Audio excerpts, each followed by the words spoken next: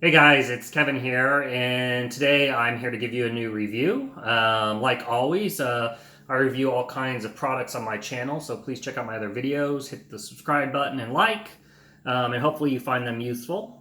Feel free to comment below as I do have a tendency to respond to them. So today I'm here to talk to you about a dash cam. I have another video, another review of a different product. I decided to upgrade, and I'll tell you why here shortly.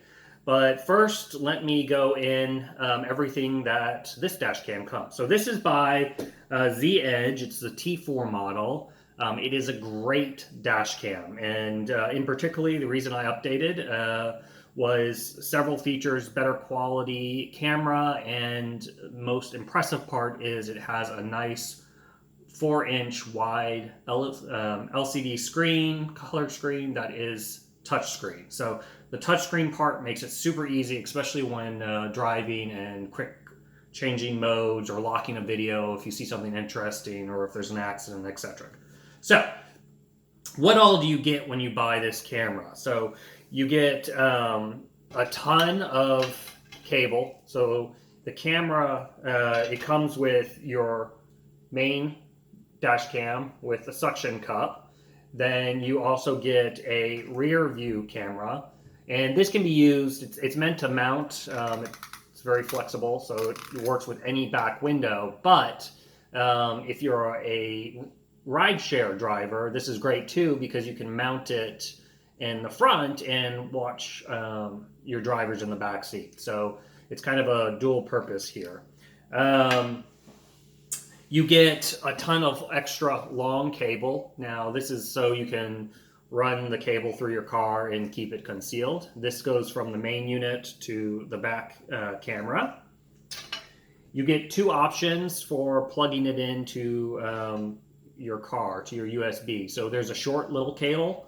This is the one I use. And then there's a longer cable, depending on where your USB is for your car.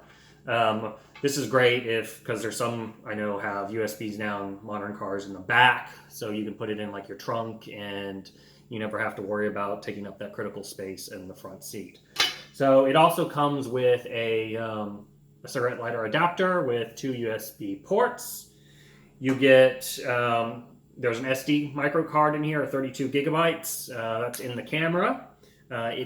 The camera will record up to, so you can upgrade your micro SD card up to 128 gig. So that is an option, but you get a 32 with this.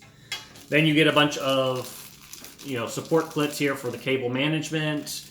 You get this little tool to remove said support clips if needed. Of course, you get a lovely instruction book here, but it's pretty self-explanatory in the camera. So this is everything you get when out of the box. Now, let's go into the specs itself. So the cameras, both cameras, the front and the rear, are 1080p recording. They are a super 155 degree angle, so you get a nice wide view out of the front and the back camera, which is important for if you're driving and whatnot.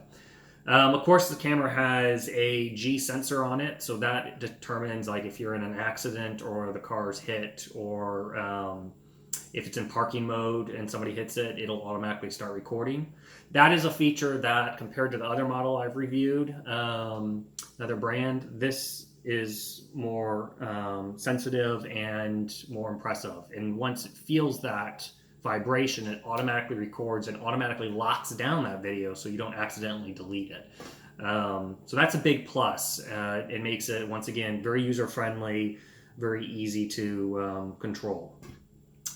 So it has, we'll kind of get in the camera here. So let's see, we'll turn it on. Well, this is the clip. It's very easy to install. You slide it in a slot here. It is completely bendable for your window condition. And once it's stuck to the window, you just turn this and it locks. So that was it. The motion just triggered, which is what you heard. On the top here is the USB. So that's where it goes to plug into the power. And then this is where you plug in the rear view camera if you so want to utilize that. On the side, you have the power button. And then this is the SD card slot, which is right in there. So pretty easy, pretty straightforward. On the back screen here, you can see this is a nice wide screen. You can see my battery's about to die, but it's currently unlocked, and then this is the mode. So here we'll power it back on.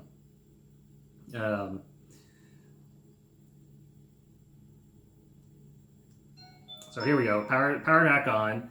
On the side tab here, you've got multiple modes. You have a drive mode, which is this mode you'll most always use. If you're parking, you can put it in the parking mode, which means it'll be extra sensitive for movement. Then you got scenic mode. So this is if you're wanting, it has longer record times. If you're just wanting to do cross-country driving and you may want to keep those recordings. And then the WDR is if night mode, which has better night vision than the standard mode. So drive is pretty much what I always leave it on. Then down here you have the quick, easy lock button. Once again, compared to the other model, this is great because if you see something on the road that's interesting that you want to save, you just quickly hit that lock button and it saves it. It won't delete it because the camera's set up on a continuous loop. So when your car runs out of memory, it just starts re-recording over it. So it won't record over those locked videos. The little dots here in the center, this is the settings. As you can see, you can change all the kind of, whether the resolution, you can play back videos, you can look at your photo captures, more settings, you can change your loop recording. You get all kinds of options through here.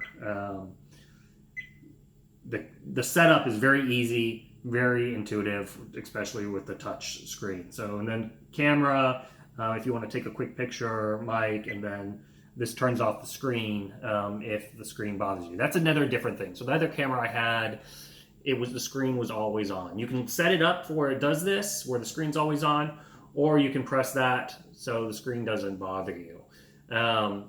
Either way, I've been very impressed with the Z Edge. It is a great, if you are in the market for a dash cam, it is a great product. I highly recommend it. I'll put a link down below. You can check it out on Amazon. You can pick it up. It's pretty affordable.